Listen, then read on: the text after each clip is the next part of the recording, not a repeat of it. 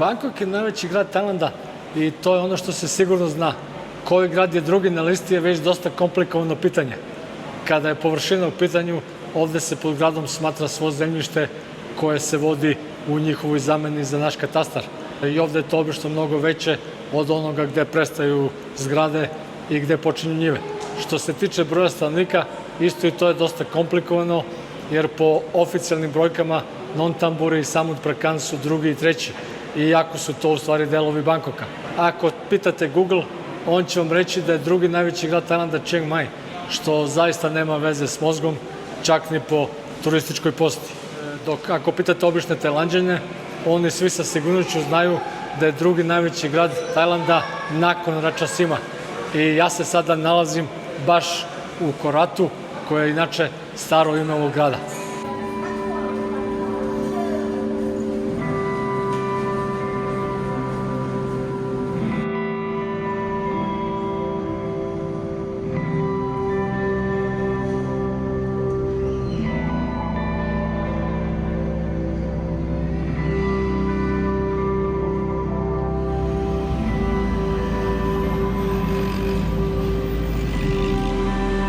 Ovo je ogledalo ili možda prozor, ali može se reći da je Korat vrata koja nas vode u veliku pokrajinu Isan.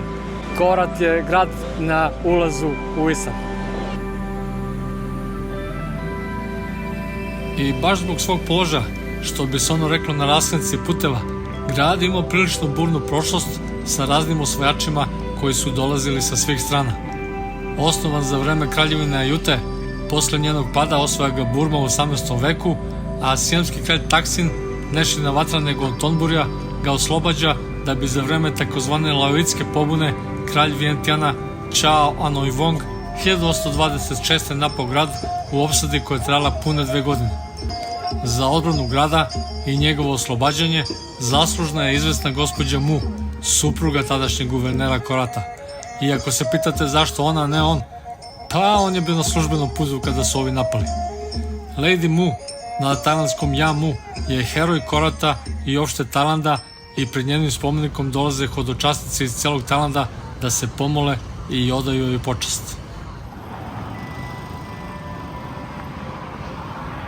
Korat je danas moderan, tipično tajlandski grad, što znači da njegovi glavni centri okupljanja nisu fudbalski stadioni kao u Evropi, nego tržni centri, od kojih je jedan i Terminal 21 koji gledamo, a koje je inače poznat kao nezaobilazno mesto mnogobrojnim turistima koji su posetili Bangkok. Korat je mesto gde su smeštene mnoge dobre bolnice, između ostalog neke od najboljih privatnih bolnica u Tajlandu. A meni je došlo vreme za kolonoskopiju, da ne kažem džaranje bulje. I kad smo već kod informacije koje želite da čujete, ona ovde košta tačno 1000 evrića po debelom crevu.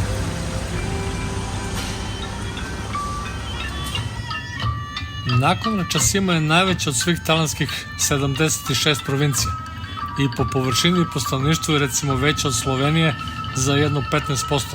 I u celoj provinciji živi negde oko 2.700.000 ljudi, zbog čega i većina Tajlanđanina smatra nakon Ratchasimu kao drugi najveći grad Tajlanda. 60 km severoistočno od njega nalazi se Pi Mai, istorijski park.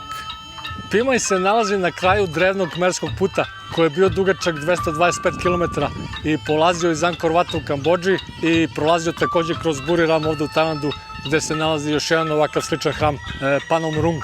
Pogledajte moj video o fudbalu na Tajlandu i Buriram Unitedu. Inače, Pi Mai koji datira iz 11. veka je napravljen uglavnom u Bayon stilu, koji nam je poznat iz Angkor Vata. Inače nas ova kupola podsjeća na Angkor Wat i Bayon je jedan od najomiljenijih hramova Angkor Vata. Zanimljivo je, jako su hramovi khmerske civilizacije iz početka napravljeni kao hinduistički. Baš ovaj je od odmah bio budistički hram zbog stanovništva ovde koje je prihvatilo budizam još u 7. veku, 400 godina pre nego što je hram i sagrađen. Khmerski hramovi uopšte, kao i Pi Mai u ovom slučaju, svi predstavljaju univerzum gde glavna zgrada predstavlja vrh planine Meru kao centar univerzuma, dok okolni zidovi predstavljaju vodu i planine koje je okružuju.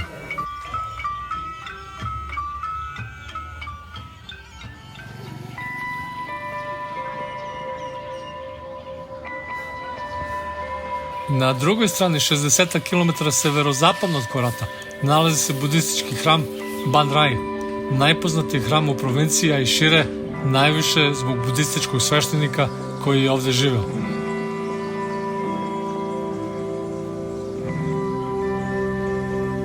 Ja bih rekao da je ovaj slon još veći od onog Čangaravana koji se nalazi u Bangkoku sa 3 glave.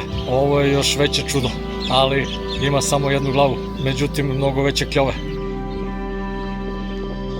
Luang Por Kun je bio super zvezda među budističkim sveštenicima Tajlanda zbog magičnih moći koje je posedovao. Naprimjer, njegovi sledbenici su čvrsto verovali u njegovu moć da može da ih zaštiti od raznih nesreća. Čak je i sam kralj Bhumibol bio gost ovde. Ovaj budistički hram je bio dosta propalo mesto do dolaska sveštenika i sve što vidite je izgrađeno sredstvima koje je on prikupio. Njegova umetnička i kreativna strana isprisala ga je da dođe na ideju da konstruiše masivnog šarnog slona usred jezera. Figura je također najveća figura te vrste na Tajlandu i veruje se da je u slona i okolne zgrade ugrađeno 20 miliona komada mozaika. Hram je u ovom obliku uspeo da bude završen baš za sveštenikov 90. rođendan, koji je umro godinu dana kasnije. Ovo penjanje već podsjeća na onaj Dragon Temple, također u Bangkoku. Pazi glavu, nije uopšte za visoke.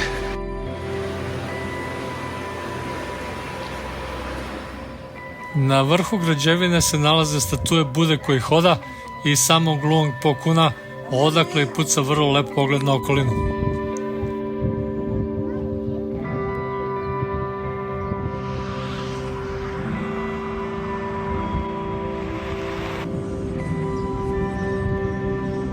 Korat je i centar gde se prave mnogobrojne keramičke figure koje se upotrebljavaju u domaćinstvu, stavljaju se u dvorištima kuća i budističkih hramova.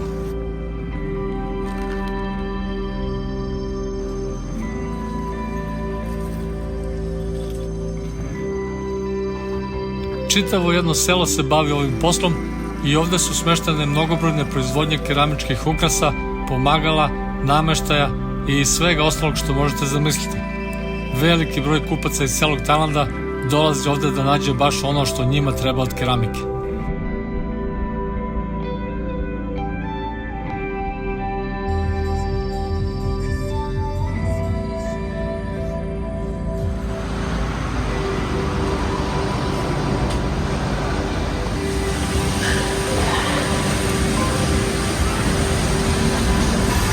Kao što svaki grad ima neko specifično jelo, tako i Korat ima svoj Pad Mi Korat.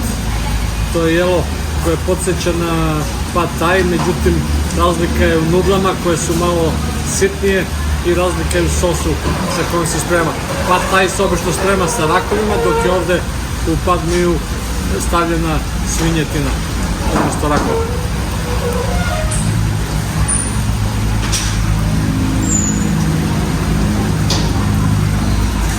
Meni lično se Pad Mi Korat više sviđa nego Pad Thai.